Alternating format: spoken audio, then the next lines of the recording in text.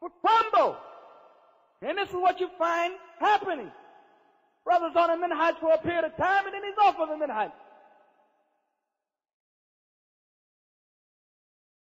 Because his foundation wasn't there. He never understood the basics. He never sat and studied the basics. He thought he was too heavy for usul salat. Too heavy for Qawl al-Mufid by Muhammad Wahab al-Wasabi. Too heavy for Kitab al-Tawheed by Muhammad Wahab. And I heard it was a Sahih Hadith. Foolishness like that. Well, don't you know that there are those Sahih Hadith that you claim in there, that at the century or 2 centuries or whatever, the scholars studying it, teaching it to their students, that they have in fact informed us of what narrations are weak, so that we can avoid and be aware they are in fact, and that's enough. Not so much that in usul al-salat you might find a hadith, ad-du'a huwa mukh al-ibadah. Ad-du'a mukh al-ibadah, rather. Dua is the brain or the root of worship. Brothers say, well, the hadith sahih. The sahih hadith is ad-du'a huwa al-ibadah. Dua, it is the ibadah. How did you learn that? Oh, well, it was in the book. Kitab Tawheed, a footnote. As long as there's a tanbih, long as you've been made aware, Khalaf.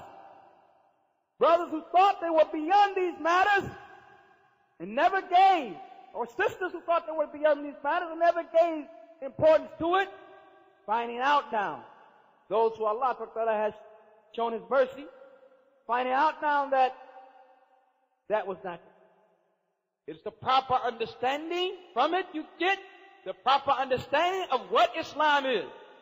Without that base, without those foundations, without those pillars, without those fundamentals, without those principles, you have no understanding at what you're looking at. You have no understanding of what you're trying to practice. No understanding of what you're trying to implement. You don't know what you're doing. You can't connect the dots. You don't have the understanding. So back to the basics. Don't tire from the basics. Don't get bored with the basics. Stay with Usul al-Salat as long as you have to. Say Aqidah Wasatiyah 2 or 3 and 4 times. Study the explanation of Kitab Tawheed by Muhammad Wahab, rahimahullah, who passed away. Muhammad Wahab the Mujaddid, Shaykh al-Islam. Study it. And the various explanations. Study Kashf Shubuhat, brother. Study Qawaid al-Arba. Study it. Learn. And then practice. Then give da'wah to it. Then have patience upon the harm or the difficulties that will come your way. This is what the Sheikh wanted us to understand. That these liqa'at, these meetings, these gatherings that we have are not just gatherings with no great benefit of them, but that we come away with some understanding regarding matters. Come away with something that we can bite our teeth upon. Something that we can benefit upon. Something that we can begin to practice. Be steadfast upon the way of the Salaf, and be aware of the misguidance of the Khalaf. And in that the Khalaf are misguided, and we are steadfast upon this way. What was the way of the Salaf? Were they not teaching their children Tawheed, and teaching their wives Tawheed, their daughters Tawheed, their sons Tawheed? Were they not teaching them that which is those matters that will bring one closer to Allah Ta'ala, from the ibadat, the worships and the ta'at and the obediences? Were they not teaching them to stay away from that which is haram? Stay away from that which Allah Ta'ala has forbidden?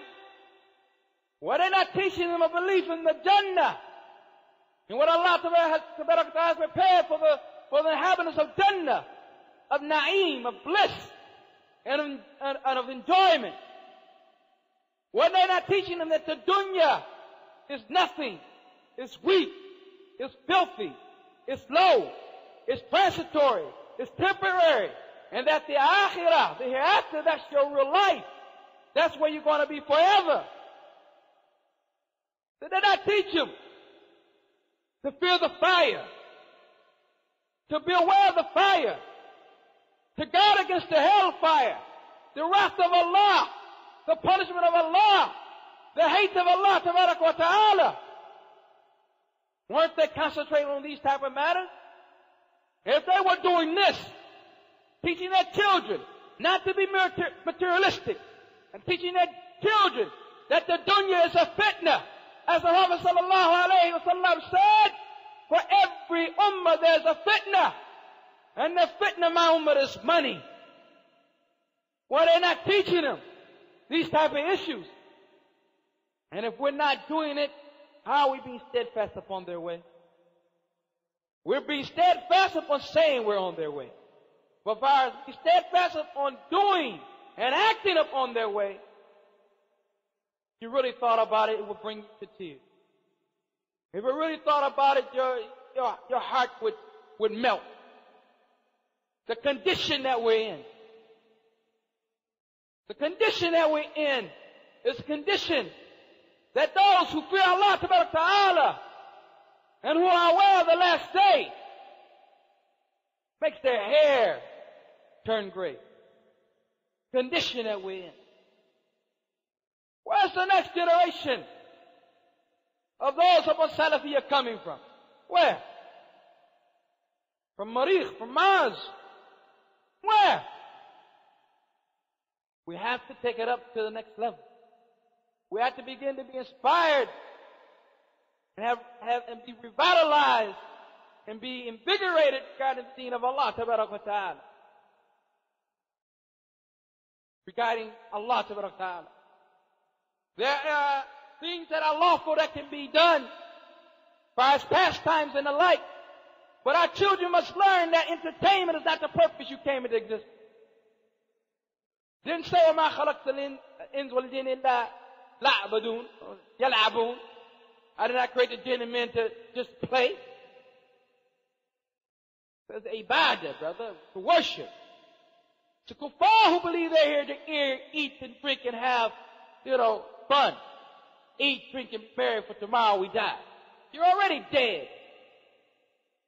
Think that's your purpose in life. To entertain myself.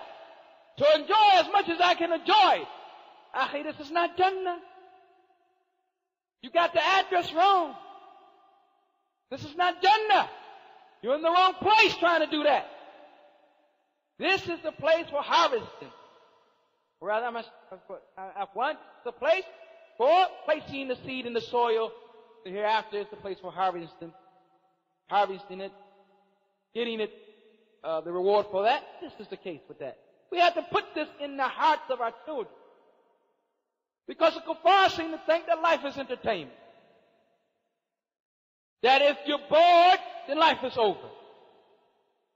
That if you're bored, you might as well commit suicide. It's over. That there must be constant, instantaneous satisfaction. I must be entertained. I must play. Salaf did not have that understanding. They taught their children about an akhirah. They taught their children about a hereafter. They taught their children about the reality of this dunya. That even though it looks apparently like it's beautiful, that the end result of it is that it is a destruction. It is destruction for you if you follow after. Destruction for you if you